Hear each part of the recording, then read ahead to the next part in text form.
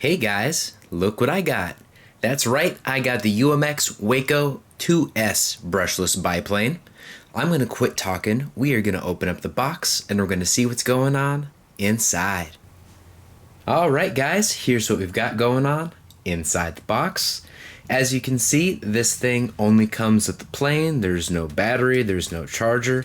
There is a little bit of Velcro over there that you can use to attach to a battery of your choice. But you're going to have to supply the battery. I'm going to show you a little bit later in the video my battery of choice for all of my 2S planes, including this one. Alright, so now I'm going to take this thing outside of the box and we are going to get a closer look. Alright guys, here is what it looks like outside of the box. To me, the coolest thing that I noticed right away was that it has a scarf. So this should look really cool flying by on a low pass, seeing that scarf bounce around in the wind. That is pretty cool.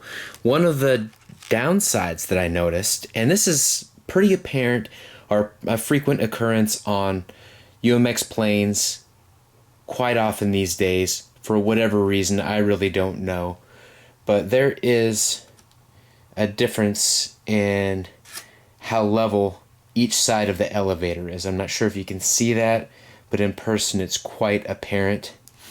And on some of the planes, it affects the flight characteristics. Some it doesn't. With AS3X, it probably won't, but it's still pretty annoying that, this is not an inexpensive item, and that is something that should easily be worked out. Here's something else that's a little bit annoying, is these decals on both sides are kind of bubbled up, and there's no real quick easy fix. I'm sure there's a way you could run an iron over it or something like that, but it should be good fresh out of the box, so that's definitely an annoying. The landing gear looks really well reinforced. These wheels are a little bit bigger than a lot of the other items in this class.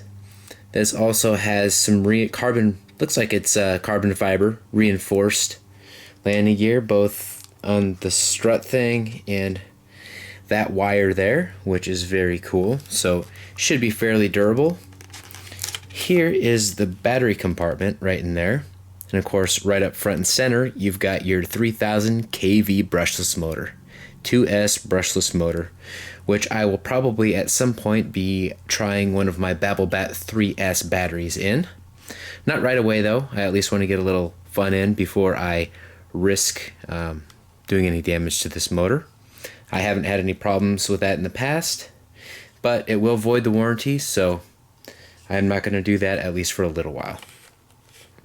Alright, but overall, this thing looks really cool. The color scheme is beautiful in person. I'm not sure how it translates on video. It doesn't always translate to what's real life on video, but it's sharp. And it's definitely bigger than the pits, which is what I will show you coming up next. Alright guys, here is a look at all three of my ultra micro bipes, or biplanes, as the layperson calls them. Obviously this is the Waco on this side. You can see the fuse is a lot thinner, wingspan is a lot wider than the pits, and of course the fuse on that is thicker. The pits is built like a tank. If you look at some of my previous videos with that, you can see a couple crashes involving that plane, and there's not so much as a scratch. The only reason there's any issue on the nose cone is because I had to play soccer with it to prevent a 3-year-old from getting it airborne. Alright, and of course in the back we've got the 1S brushed PT-17, which is really fun on those summer evenings when the sun's just going down and you want just a nice little slow flyer. But most of the time I like a high performance 2S ultra micro, and that's why I like these. This Pitts is probably the single best ultra micro ever, and if you've watched my channel for a while, you know that I have tried just about every single one of them that have come out in the last few years, so that's really saying something. So that is a high bar for that to live up to, and it may or may not do that. I will let you know after the maiden flight. All right, let's bind this Waco up and see what we got going on. All right, guys, this thing was really easy to bind up, and I have got dual rates and everything set at 75% for all control surfaces on the dual rates, and I like to run Expo on the first flight, so I've got 30 set up in that. And the batteries that I typically fly with, I plan to fly with this, they're in my car. I have not gone out to my car to get that yet. I just grabbed a battery just to bind this. So we are going to take a look at the control surfaces from this angle. This is kind of a cool angle on this plane. And we'll look at a more dead-on look here shortly. But even at 75% dual rates, we're still getting a pretty decent amount of throw. And let's do a quick little engine test here. Again, this battery has been sitting, it's old, so keep that in mind when we crank this thing up.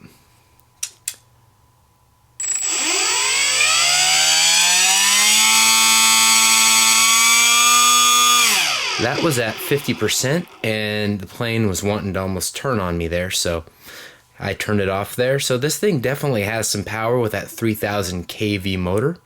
Up next, we're going to take a look at the other control surface, or the other angles with these control surfaces doing their thing. All right, so here's the other angle that I promised you. We are going to start with the ailerons, and I've still got it set at 75% dual rates and 30% Expo. And of course, if you don't know what that means, I'll tell you real quick. The Expo basically softens the speed at which that does it on either end of the up and down. The dual rates themselves limit the actual range of motion of the control surfaces. So here's the rudder. A lot of rudder. Yeah, we've got a lot to play with, even with it dumbed down a little bit at 75%.